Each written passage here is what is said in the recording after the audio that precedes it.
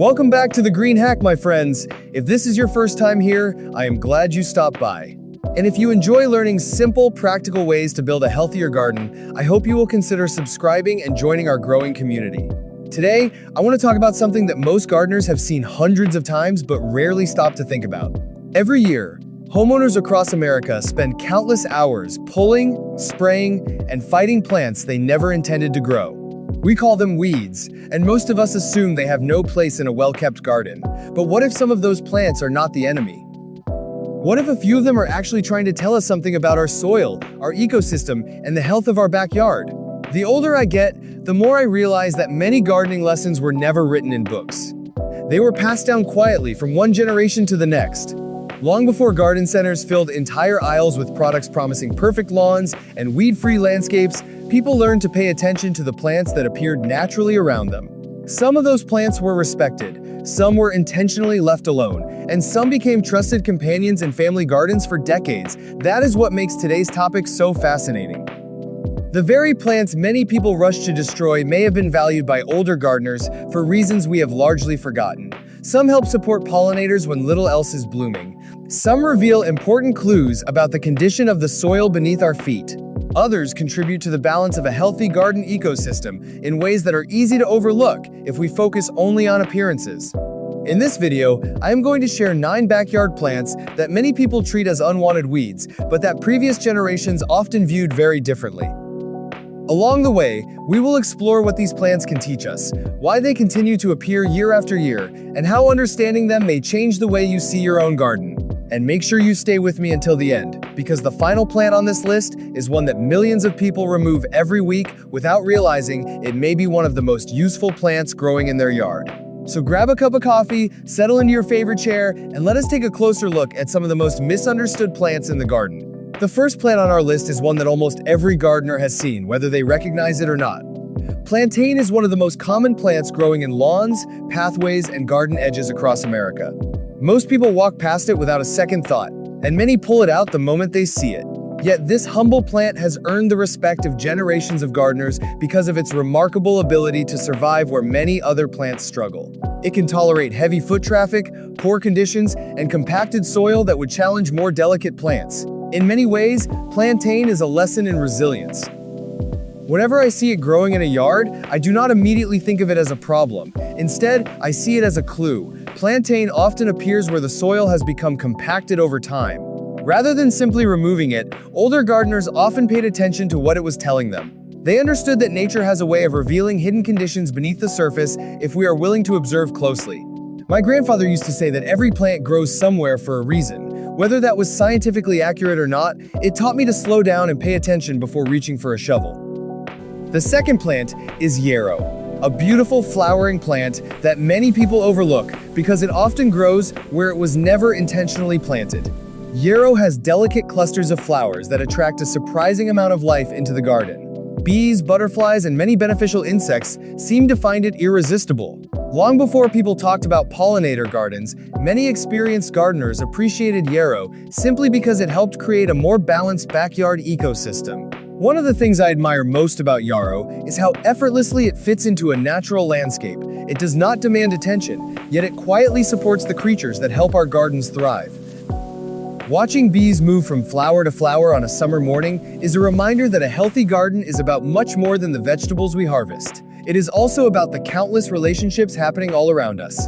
The third plant may be the most controversial of all. Dandelions are often treated as public enemy number 1 in lawns across the country. Entire industries have been built around removing them. Yet every spring, when little else is blooming, those bright yellow flowers become one of the earliest food sources available for pollinators emerging from winter. Their deep roots also help them reach nutrients and moisture far below the surface. Whether you love them or hate them, there is no denying their determination. What fascinates me most is that a plant many people spend so much effort trying to eliminate was once appreciated for simply being useful. And as we move to the next plant, you will discover another familiar backyard visitor that may be doing more for your garden than you realize. The fourth plant on our list is chickweed, a plant so small and unassuming that many gardeners hardly notice it until it has spread across a section of the yard. At first glance, it does not seem particularly impressive. It grows low to the ground, produces delicate green growth, and often appears in cool, moist conditions. Yet the more time I spend observing gardens, the more I appreciate how nature finds ways to protect the soil. Chickweed often acts like a living blanket, covering exposed ground and helping reduce moisture loss during dry periods. While many gardeners see only something that should be removed, I sometimes see a plant performing a job that bare soil cannot do on its own. Whenever I find chickweed growing beneath larger plants, I am reminded that nature dislikes leaving soil uncovered. In many cases, the appearance of chickweed tells us less about the plant itself and more about the conditions that allowed it to thrive. It is another example of how paying attention can reveal valuable information about the garden beneath our feet. The fifth plant is burdock, a giant among many common weeds. With its broad leaves and impressive size, burdock often attracts attention for all the wrong reasons. Many people see it as an aggressive plant that takes up too much space. But beneath the surface lies one of its most fascinating features. Burdock develops a deep taproot that can extend far into the soil. As that root pushes downward, it helps open pathways that improve soil structure and water movement over time. Older gardeners often understood something that modern gardening sometimes forgets. Healthy soil is not built only from the top down. It is also shaped from below. When I look at burdock, I do not just see large leaves. I see a plant working quietly beneath the surface, interacting with the soil in ways most people never notice. Whether you choose to keep it or remove it, understanding what it is doing can completely change the way you think about it. This reminds me of something an older neighbor told me many years ago when I was still learning how to garden. We were standing near the edge of his property, looking at a patch of plants I had planned to remove. I pointed to several of them and asked which ones were worth keeping. He smiled, looked down at the ground, and said something I have never forgotten. Never judge a plant by its reputation. At the time, I thought he was simply being philosophical. But over the years, I realized there was wisdom behind those words. Many plants earn a bad reputation because they appear where we do not want them, yet that does not automatically make them useless. Sometimes they are indicators.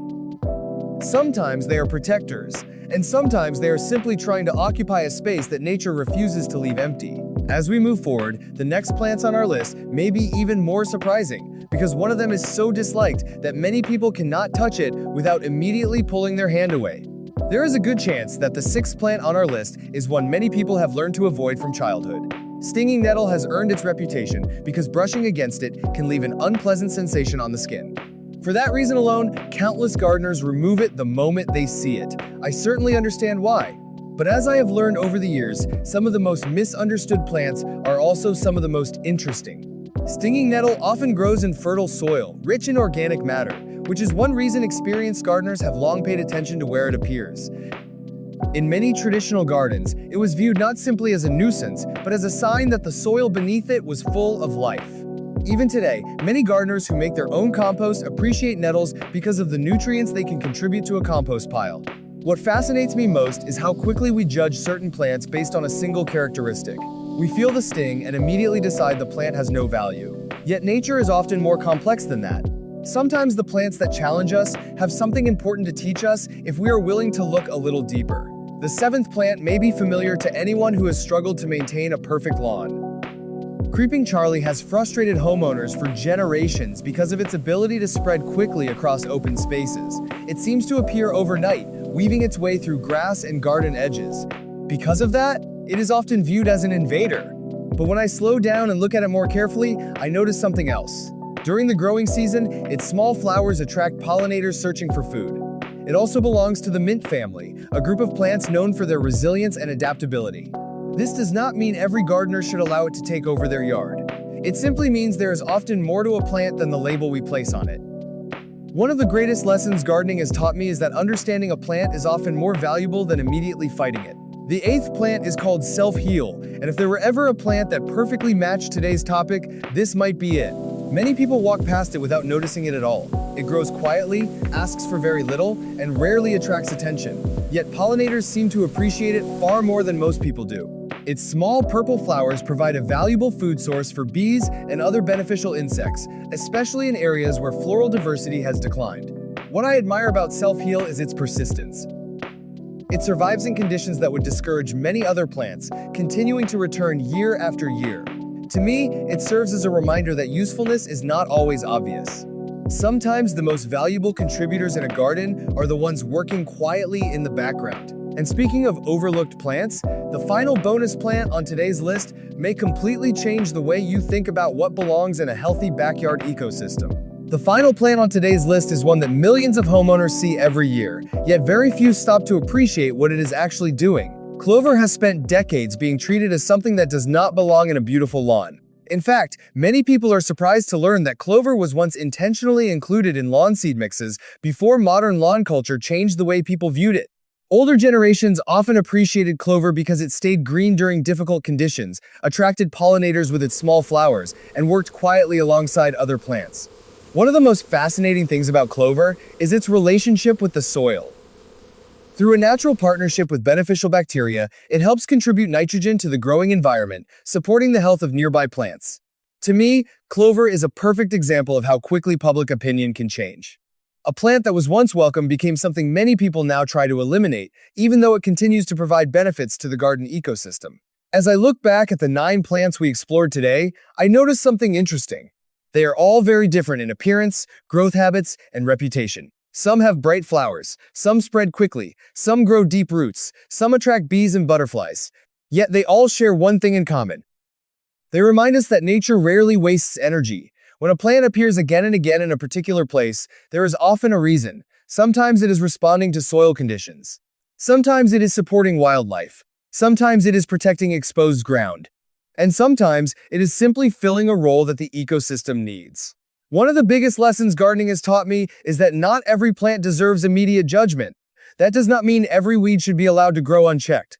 A healthy garden still requires balance, care, and thoughtful management. But before pulling a plant from the ground, it may be worth asking a simple question: what is this plant trying to tell me?